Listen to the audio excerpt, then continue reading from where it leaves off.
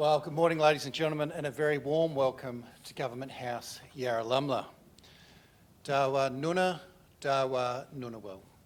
I acknowledge the traditional owners of the land on which we meet, the Ngunnawal people, and pay my respects to their elders, past and present, emerging leaders, and all Aboriginal and Torres Strait Islanders gathered here today.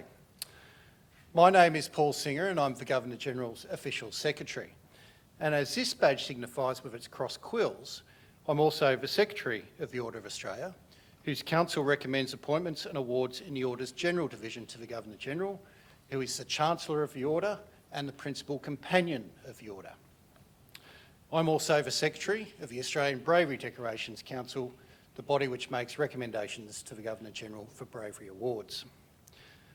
Before we start the ceremony this morning, I'd like to acknowledge among our distinguished guests Rear Admiral Stephen Hughes, representing the Chief of Navy, Major General Douglas Laidlaw, representing the Chief of Army, Air Commodore Ross Bender, representing the Chief of Air Force, Ms Rachel Noble, Director General Australian Signals Directorate, Ms Lisa Gale, Deputy Commissioner International and Specialist Capabilities, Ms Helen Wilson, representing the Commissioner of the Australian Public Service, and Mr Bruce Chiwafa, representing the National President of the Order of Australia Association. Welcome all. The Australian Honours System provides a wonderful mechanism through which we as a nation can recognise and celebrate ordinary people who do extraordinary things. Since its inception in 1975, almost 400,000 people have been recognised for their meritorious, bravery, military or national service. The Order of Australia is the principal means of recognising outstanding service, and it's important to note that nominations come from all areas of the community. Anyone can nominate. Today is a special day, not only for the recipients, but also for their friends, their families and their communities.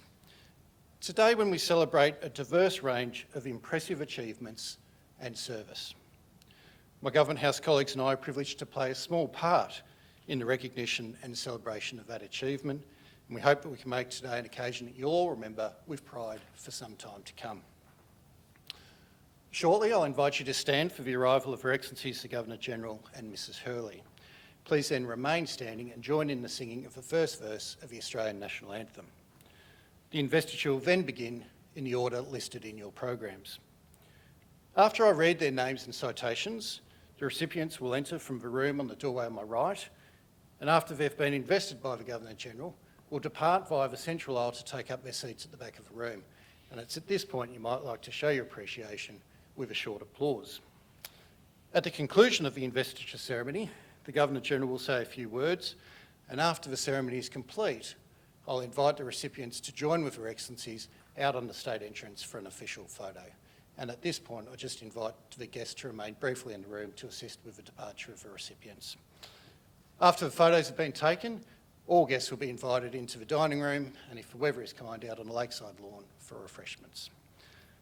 So, ladies and gentlemen, please relax and enjoy this very special occasion. Ladies and gentlemen, would you please stand for the arrival of Her Excellencies the Governor-General and Mrs Hurley and the singing of the Australian National Anthem.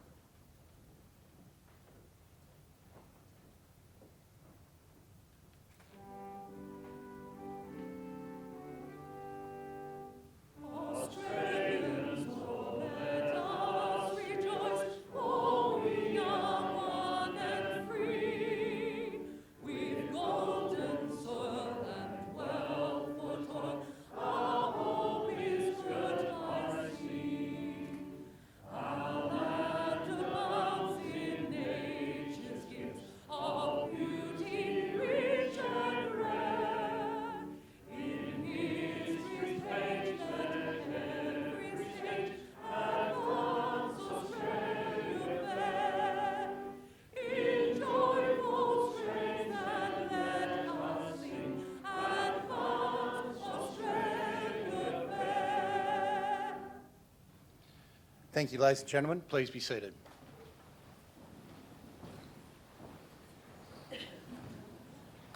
Good morning and a very warm welcome to Government House here this morning from Linda and I and the staff at Yarralumla. It's such a special occasion in the lives of our recipients this morning, their family members and indeed for Australia, as we recognise people who have made significant contributions in so many different fields to our country. Could I also begin by acknowledging that we're a Ngunnawal country here at Yarralumla.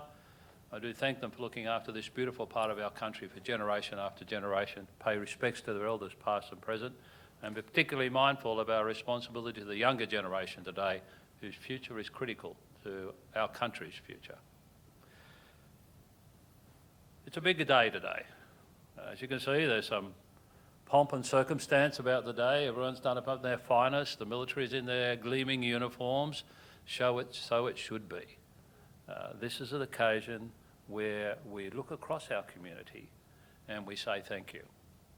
Thank you for the efforts you have made to improve the way Australia performs as a nation, expresses itself internationally and assists and helps people internally. Given all that though, please relax. I know you've been told that. You are allowed to breathe during the ceremony and express emotion because this is such a special occasion. We're going to acknowledge people through our honours and award system. Our system came into place in 1975 to replace the Imperial Award system. It has, I believe, one very important, perhaps unique characteristic, and that is it's a bottom-up system. This is not a system where elites in Canberra, Sydney or any other capital city look around the country and say, oh, so-and-so is doing a great job, I'm going to present them with a medal. Every person in the General Division who walks through that door to my right has been nominated by a member of the community. I think that's one of its strengths. However, it leads me to pose some homework for you, which I'll talk to following the investiture ceremony. Now, the young children don't expect homework when they come to Government House, but you're going to have it today, and I'm going to be the person marking it, or my successor. I want you to look at the diversity of people who come through the door, their backgrounds, what they've done to be recognised, and who do you know in the community who has done similar work. There's a hint to your homework. To the recipients, I know that each and every one of you who comes from the door from previous experience will say to me at some time, I do not deserve this medal. I don't do it for the recognition, I do it for the community and so on. Well, that humility is delightful, but put it aside today. You are allowed to boast, not brag, but boast, because your country is recognising you today. And again, thank you for what you do. We, in this system, have a number of issues we are trying to address. Gender equality in recognition of Indigenous members of our community, and recognition of the multicultural nature of Australia. Every list that comes out from the Order of Australia should represent who we are as a country today. And there's another hint for your homework I'm going to give you afterwards. But please now, relax and enjoy this celebration of great Australians, people whose contribution over decades, in many cases, has made us a richer country. Enjoy the day. I will now commence the informal investiture ceremony. Thank you.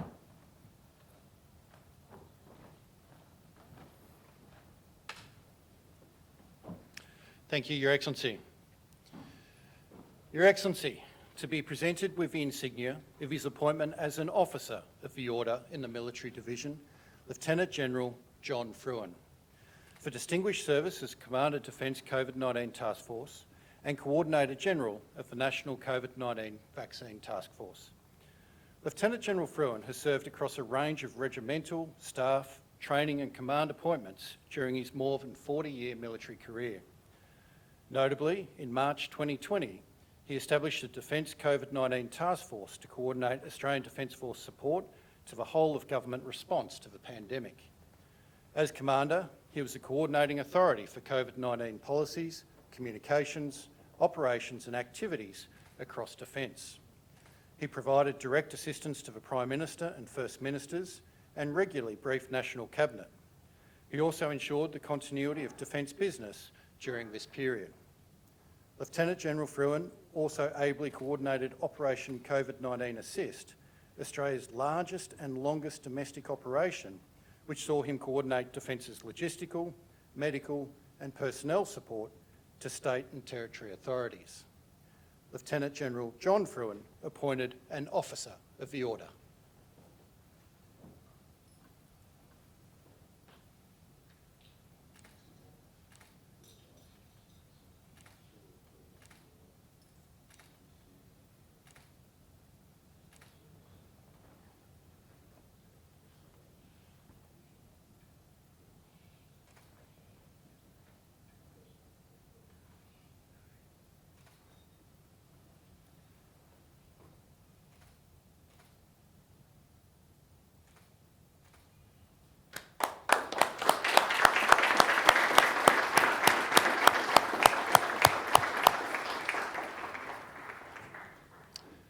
Appointed a Member of the Order in the General Division, Mr Warren Brown, for significant service to the media as a cartoonist and to military history.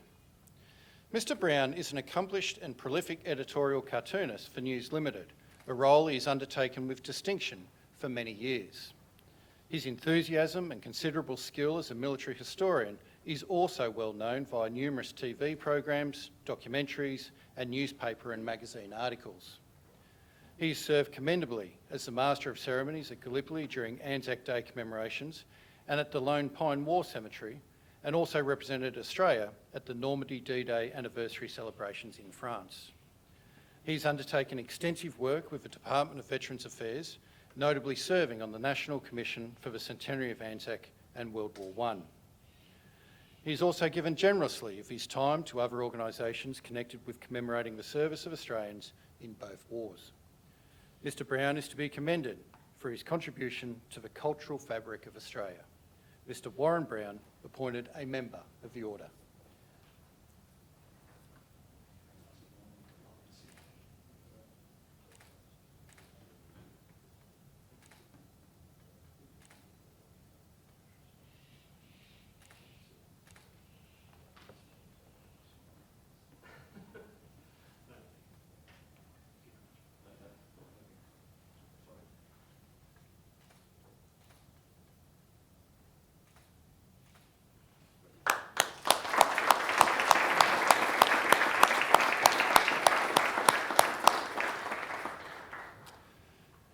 Appointed a Member of the Order in the Military Division, Rear Admiral Nigel Perry, for exceptional service to the Royal Australian Navy in senior command and management roles. Rear Admiral Perry is an exceptional leader and manager whose professional abilities have enabled him to succeed in a variety of difficult and senior positions within Australia's Navy. He gained significant expertise as a seaman officer and systems manager during seagoing command positions, which provided him with a deep expertise in operations. He was instrumental in improving the management of Navy's governance framework, ships programs and personnel priorities. He later promoted an effects-based approach across capabilities in developing an anti-submarine warfare, electronic warfare and Air 9000 helicopter rationalisation programs. Rear Admiral Perry, in his role as the head of the Summary Disciplinary System Implementation Team, developed and implemented key reforms that now ensure that the system is easy to use, responsive and just towards all personnel. Rear Admiral Nigel Perry appointed a Member of the Order.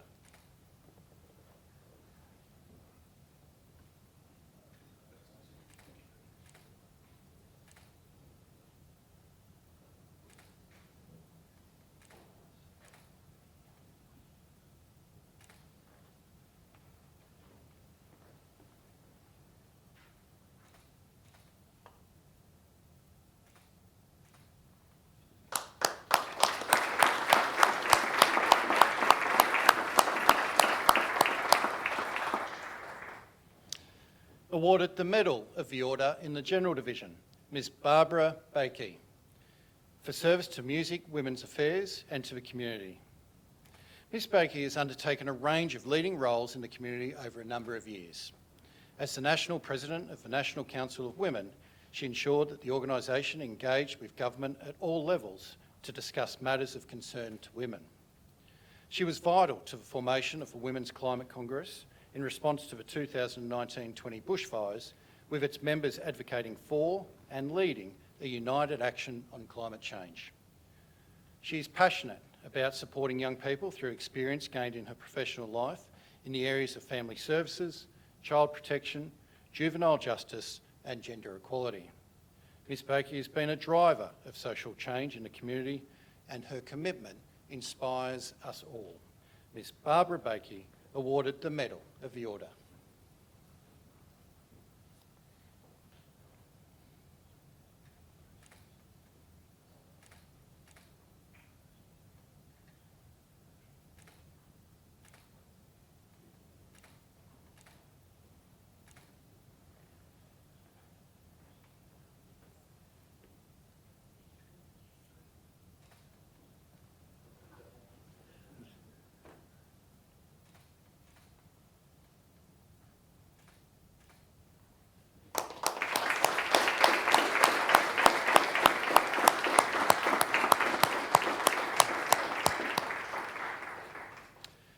Awarded the Medal of the Order in the General Division, Ms Margaret Bennett, for service to medical administration.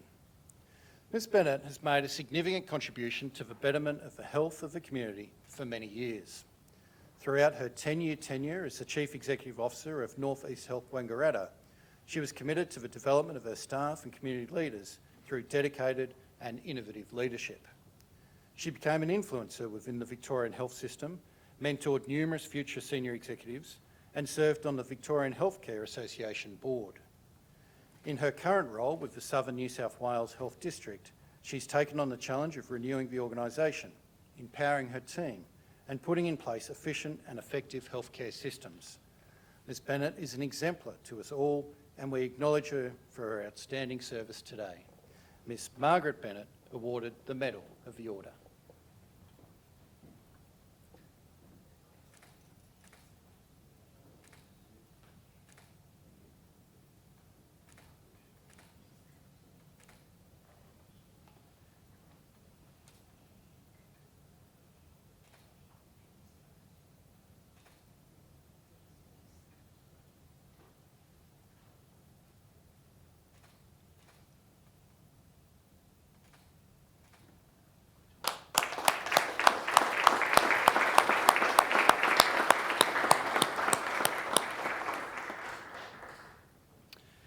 Awarded the Medal of the Order in the Military Division, Wing Commander Rachel Quirk, for meritorious performance of duty in engineering, airworthiness and culture to enhance air power for the Australian Defence Force.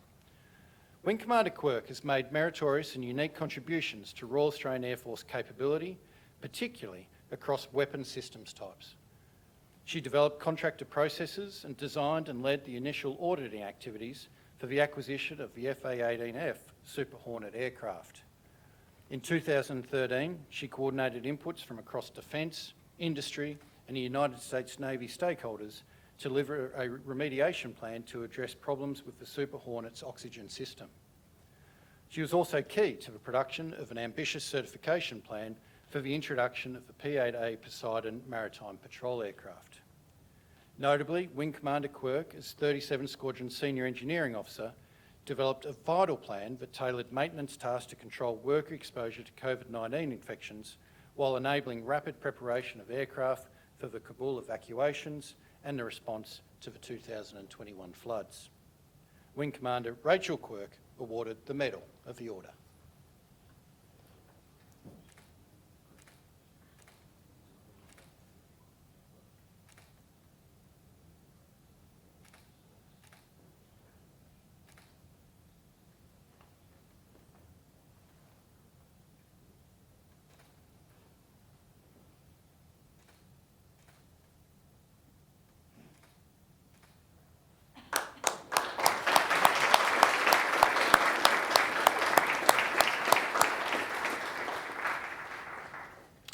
We move now to the Distinguished Service Decorations.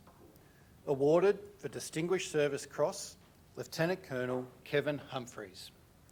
For distinguished command and leadership in warlike operations as a Commander Aviation Support Element in Afghanistan from the 1st of March 2006 to the 2nd of August 2006. Lieutenant Colonel Humphreys demonstrated leadership, professionalism and devotion to duty as a Commander Aviation Support Element and as the Chinook helicopter pilot during Operation Slipper.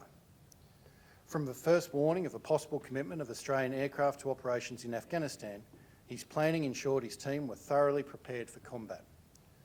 Following his deployment into theatre, he developed standard operating procedures, risk mitigation measures and a plan to adequately prepare his aircrew. As a Chinook pilot, he frequently led aviation combat missions, and during Operation Nile, he led a multinational force in a night assault into a known enemy stronghold. With his aircraft coming under intense fire, he safely extracted more than 60 coalition troops. Lieutenant Colonel Humphreys' efforts were exemplary and in keeping with the finest traditions of our Defence Force. Lieutenant Colonel Kevin Humphreys awarded the Distinguished Service Cross.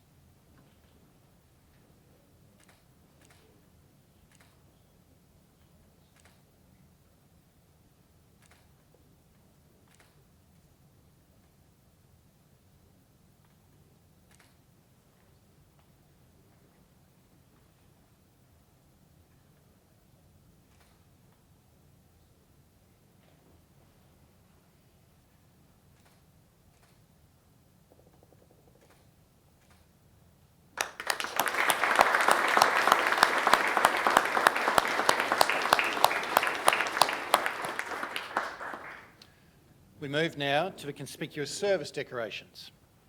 Awarded the Conspicuous Service Cross, Corporal Christian Neal, for outstanding achievement in defensive cyber capability development for the Australian Defence Force. Corporal Neal has provided superb advice and outstanding improvement to the Australian Defence Force's cybersecurity capability. The prototype discovery and counter-infiltration system was designed to permit cyber warfare operators the ability to defend Defence's information systems and networks against cyber attacks. He was appointed as primary developer of the system in 2018 and was involved in remediating its limitations and performance issues. This required him to learn multiple programming languages and develop a deep level of technical understanding of the system's hardware. Through the process, he identified and remediated previously unknown major architectural and security flaws crucial to the system's operation and sustainability. Corporal Neal, through his efforts, has positioned Air Force's Defensive Cyber Operations team at the forefront of cyber warfare. Corporal Christian Neal awarded the Conspicuous Service Cross.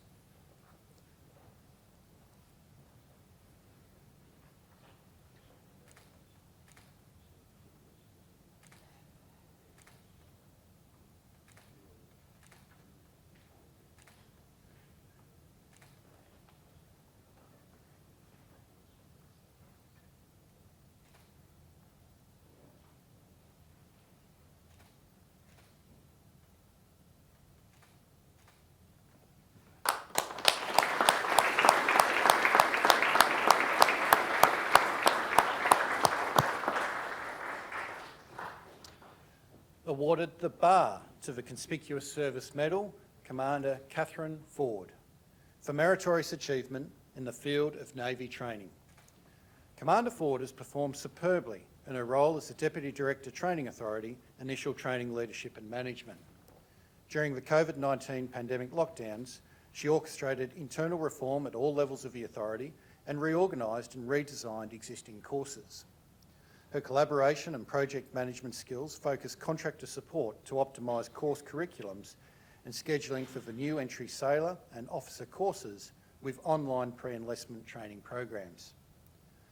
She has set the conditions for the sustained growth of Navy's workforce through curriculum and training infrastructure upgrades. Commander Ford's efforts have greatly contributed to the ability of the training system to meet Navy's future personnel demands. Commander Catherine Ford awarded the bar to the Conspicuous Service Medal.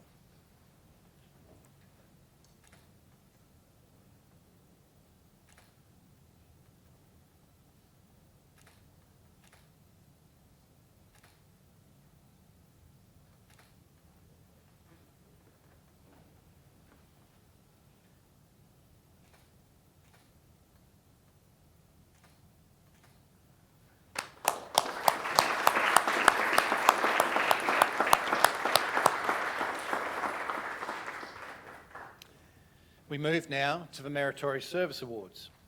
Awarded the Public Service Medal, Mr Paul Creech, for outstanding public service to community health, particularly through ensuring access to telehealth services during the COVID-19 pandemic.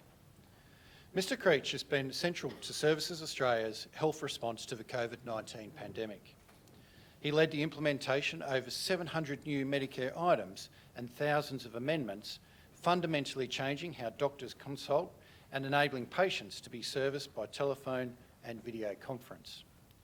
He worked closely with policy agencies to make changes to the services offered for health professionals, reducing their administrative burden, supporting their mobility during the pandemic, and enhancing their ability to service the community while safeguarding quality. He was also instrumental in coordinating Services Australia's role in the national COVID-19 vaccine rollout. Mr Creech has played a vital role in linking policy design and reform with service delivery implementation to ensure the best outcomes for all Australians. Mr Paul Creech awarded the Public Service Medal.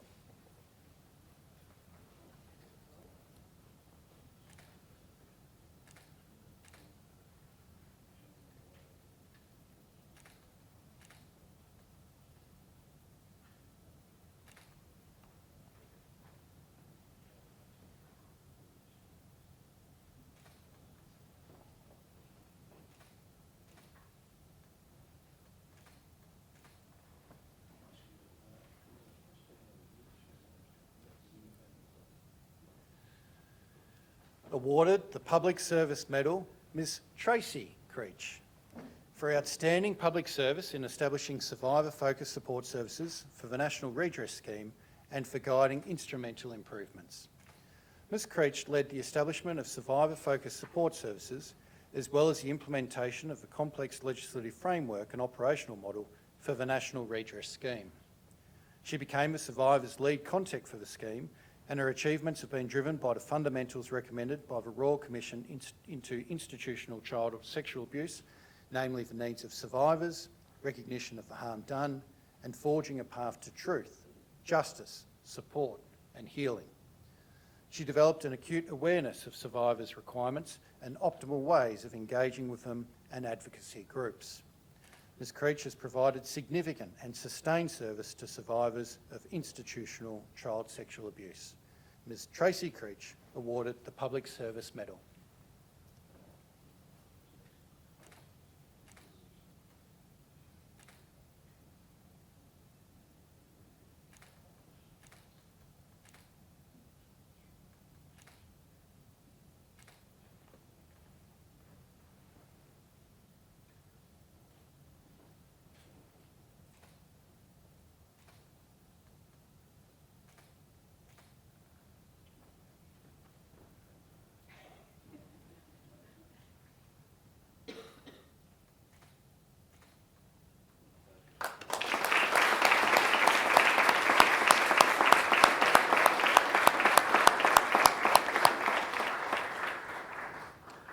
Awarded the Public Service Medal, Ms Neve Dobson, for outstanding public service through her work in managing Australia's relationship with Gavi, the Vaccine Alliance, particularly in supporting and establishing the global COVAX facility. Ms Dobson excelled in her relationship management and engagement with Gavi, the Global Vaccine Alliance, as it established and operationalised the COVAX facility to develop equitable access to COVID-19 vaccines. As lead advisor to the Vice Chair of the Gavi Board, she played an instrumental role supporting Australia's advocacy efforts and the establishment of Gavi's global pandemic response efforts. Her work saw an increased number of countries in the Indo-Pacific becoming eligible for support from Gavi for the first time. This was a significant development, allowing the COVAX facility to be able to deliver safe and effective COVID-19 vaccines. Ms Dobson helped cement the role of Australia in the region and on the world stage, and her contributions greatly assisted the delivery of a significant global influence in the international response to the pandemic. Ms Neve Dobson awarded the Public Service Medal.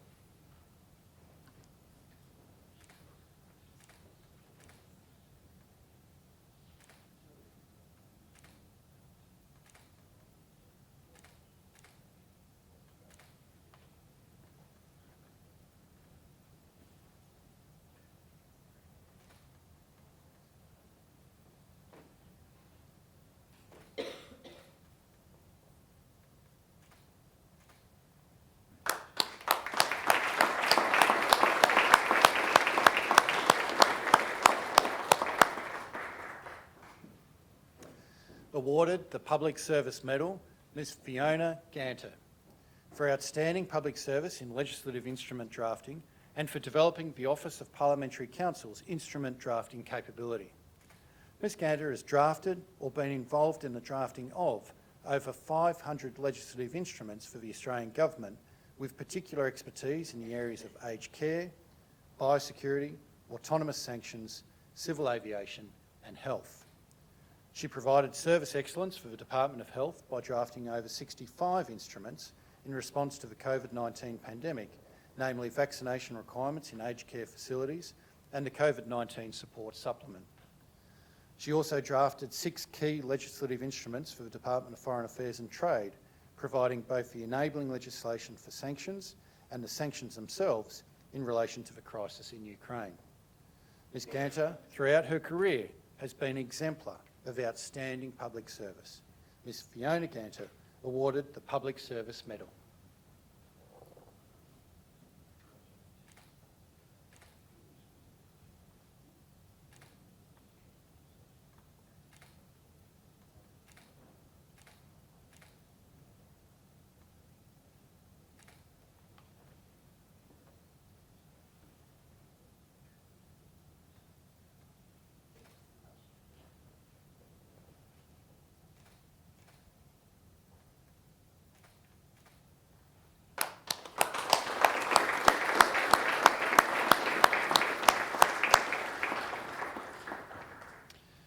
Awarded the Australian Intelligence Medal, Mr James Arnold, for distinguished service to the national intelligence community. Mr Arnold has over 34 years' experience in the intelligence field. He has played central roles in a number of high-tempo operations over his career and has become a leading subject matter expert in counter-terrorism intelligence. He has continuously worked at a high standard in both domestic and international environments and has shown an unwavering commitment to the craft of intelligence, to the people he works with, and to the Australian Federal Police. Mr Arnold's commitment to the security of our nation has been exemplary, and we honour him today. Mr James Arnold, awarded the Australian Intelligence Medal.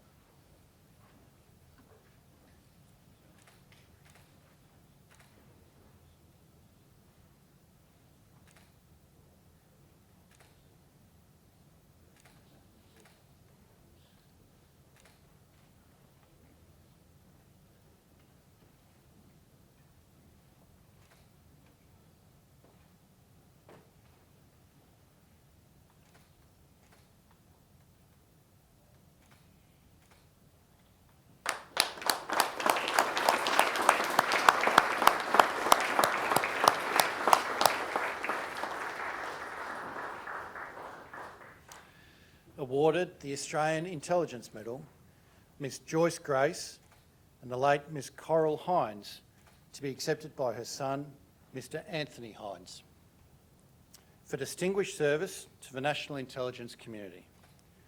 Ms Grace and the late Mrs Hines provided invaluable service to the security of Australia during the dark days of World War II. At the then Central Bureau's headquarters in Brisbane, there was a garage from which personnel from the Australian Women's Army Service operated in Allied Signals Intelligence. Nicknamed the Garage Girls for the location of their operations, Ms Grace and Ms Hines were Typex operators, using British cipher machines to send and receive encrypted communications between Allied forces. The work was top secret, and the women were sworn to absolute secrecy, not even permitted to tell their families of their work. The Garage Girls possessed huge daily volumes of coded communications that were padded with irrelevant messaging to make it more difficult for enemies listening in to understand. Accuracy was key to their work, and mistype errors or symbols could result in wide-scale disaster.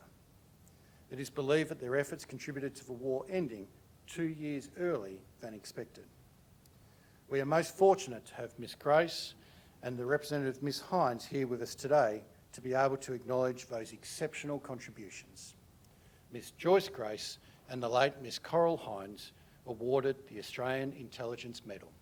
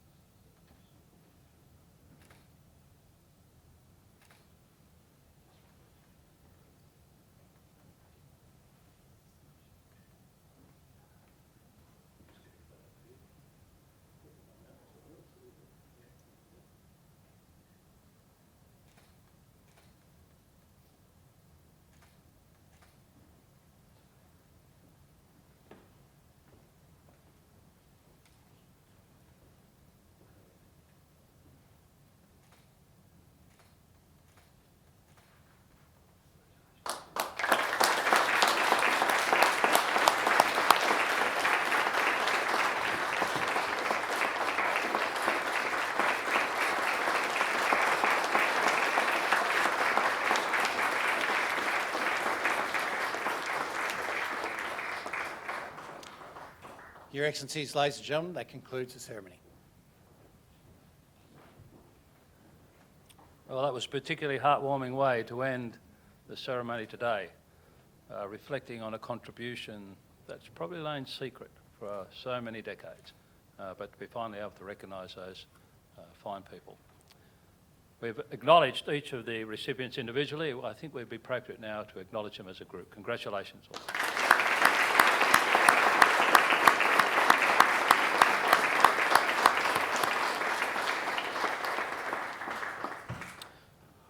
Now to homework. In Canberra, sometimes our sessions can be slightly distorted with the number of military division members who are awarded, and we get a smaller glimpse of the community commitment. But you've seen a couple today, and if you extrapolate from that and think about what's happening in your community, who's working in the CWA, who's working for young kids on the street, who's out there 24/7 helping with veterans care and so on. You know who they are in your community. So your homework is to go home and nominate them. As I said, our system is bottom up. Without your nominations, people can't be recognised. So please, that's your homework. And what I'd be delighted to do, and I know my successor would be delighted to do, is to check that homework, mark it when they come through the door here in a year or two's time. As I mentioned previously, we are addressing the gender imbalance in our award system, and it is on a very positive trajectory at the moment, and I think in short term, very good news to be told. But in terms of Indigenous representation and multicultural representation, we are still down, and it doesn't truly reflect who we are as a population, as a people. So please also turn your mind to that. Important, as I say, that every list we produce represents who we are as Australia today. There's your homework. Enjoy doing it, and because I'm going to enjoy marking it, reading it as they come through. We'll now break, as Paul will tell us in a moment, for photographs and so on. While we're out there, though, can I just say a word to the families? Thank you for what you do. I know for 50 years of working what it means on the family front to have support. No one who comes through those doors could do it without family support. So this day is very much about you, as it is for the recipients of the awards, and I really do thank you sincerely for your contribution to your country through that family support. As I often say to those who've received the awards, you got your bling today, about time you took someone else shopping. Don't hold me personally to that. But I do thank you. We just can't, I know it cannot be done without support at home, so thank you. Look forward to meeting as many as you can this afternoon, or this morning, sorry, as we gather outside. Enjoy the occasion, enjoy your time here at Government House this morning. This is the highlight of the year for us, to be able to celebrate Australia. Well done, thank you.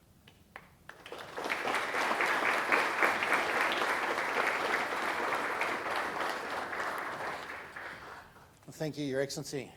Ladies and gentlemen, boys and girls, to assist with the homework that the Governor-General has just set, I do invite you to access the nomination form, which is available online at the Governor-General's website at www.gg.gov.au. As the Governor-General said, it's a relatively simple process, and we look forward to welcoming those that have been successful through that process at an investiture such as this in the future. I now invite the recipients to join with Your Excellencies on the state entrance stairs for an official photograph. Ladies and gentlemen, would you please stand for the departure of Your Excellencies, the Governor-General and Mrs. Hurley.